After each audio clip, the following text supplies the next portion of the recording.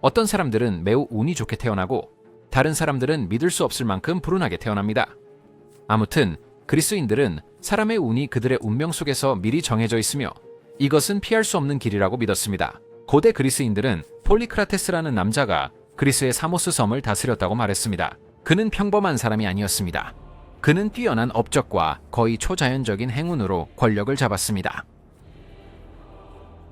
폴리크라테스는 엄밀히 말하면 폭군이었지만 그는 또한 지적이고 카리스마 있는 지도자로 교활한 정치와 전쟁의 물결 속에서 부, 권력, 그리고 영향력을 전례 없이 축적할 수 있는 능력을 가지고 있었습니다. 그의 행운은 신들에 의해 결정된 것이라 이야기되었다. 폴리크라테스는 전투에서 무적처럼 보였고 그의 사업에서 그의 부는 계속해서 확대되었다. 정치에서는 그는 항상 적들보다 한 걸음 앞선 달인의 모습으로 활동했다. 그러나 이 과장된 행운은 다른 통치자들뿐만 아니라 그 자신에게도 걱정을 끼치기 시작했습니다. 그리스 신앙에서 이러한 이례적인 번영은 자연의 질서를 거스르고 보통 사람보다 높은 수준에 있다고 자신을 여기는 자를 신들이 좋게 보지 않기 때문에 신들의 분노를 불러일으킬 수 있었습니다. 이러한 인식을 의식한 폴리크라테스는 이집트 파라오이자 그의 친구이자 동맹인 아마시스에게 자신의 우려를 직접 이야기했습니다. 그는 현명한 사람이며 운명의 함정에 대한 전문가였다. 아마시스는 폴리크라테스에게 신들 앞에서 겸손함을 보이고 아마도 비극적인 몰락을 피하기 위해 엄청난 가치를 지닌 것을 자발적으로 포기하도록 조언했다. 폴리크라테스는 친구의 충고를 오랫동안 고민했습니다.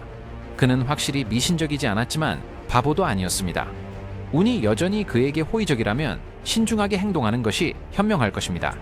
그는 그에게 많은 의미가 있는 희생을 하기로 결정했습니다. 그의 소중한 반지, 무가치한 보물, 그의 권력과 부의 상징을 포기하기로 했습니다. 그 반지는 정말로 훌륭한 금으로 만들어졌으며 에메랄드가 너무나 맑아서 천국의 조각처럼 빛났다. 그가 선택한 날, 폴리크라테스는 배에 올라 사모스 주변의 가장 깊은 바다로 항해했습니다. 그곳에서 엄숙한 의식을 치르며 그는 손가락에서 반지를 빼내어 지평선을 바라보며 잠시 더 붙잡고 있었습니다. 깊은 한숨을 내쉬며 그는 그것을 바다에 던졌고 그것이 푸른 물속으로 사라지는 것을 지켜보았다. 다른 누구도 그곳에 잠수하여 그런 보물을 찾아낼 수 없을 것이다.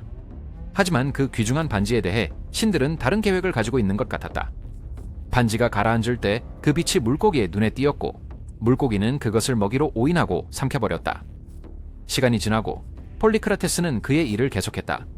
그는 신들에게 희생을 바쳤다는 생각에 마음이 가벼워졌다. 그러나 며칠 후 이상한 일이 일어났습니다. 한 지역 어부가 폭군에게 선물로 대궁전으로 찾아왔습니다. 그 선물은 섬 근처 바다에서 갓 잡은 굉장히 큰 물고기였습니다.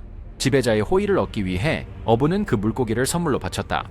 폴리크라테스는 백성들의 충성을 확인하고자 그 선물을 받아들였고 그 물고기를 자신의 식사로 요리하도록 명령했다. 그러나 요리사가 그것을 열었을 때 그는 그 뱃속에서 놀라운 것을 발견했다.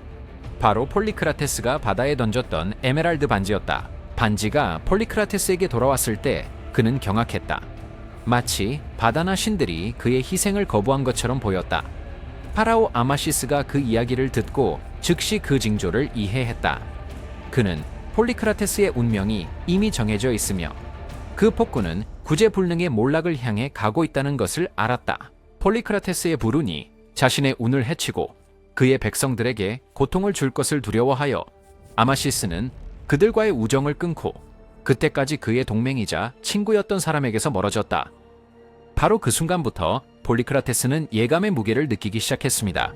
그는 이전처럼 삶을 계속하려 했지만 그의 행운은 변했습니다.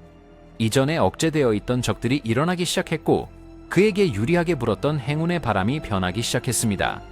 리디아의 페르시아 총독 오리오티스라는 영리하고 잔인한 사람이 폴리크라테스에게 동맹을 제안하며 그에게 막대한 부를 약속하는 메시지를 보냈습니다.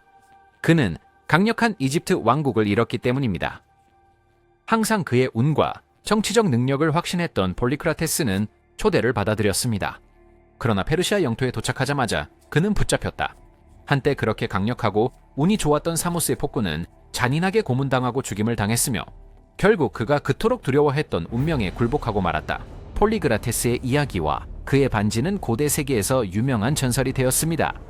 자신의 행운에 너무 의존하는 것의 위험성과 운명의 필연적인 힘에 대한 경고였습니다. 고대 그리스인들의 마음속에서 이 이야기는 아무리 강력한 사람도 신들의 변덕과 시간의 수레바퀴를 결코 피할 수 없다는 생각을 강화했습니다.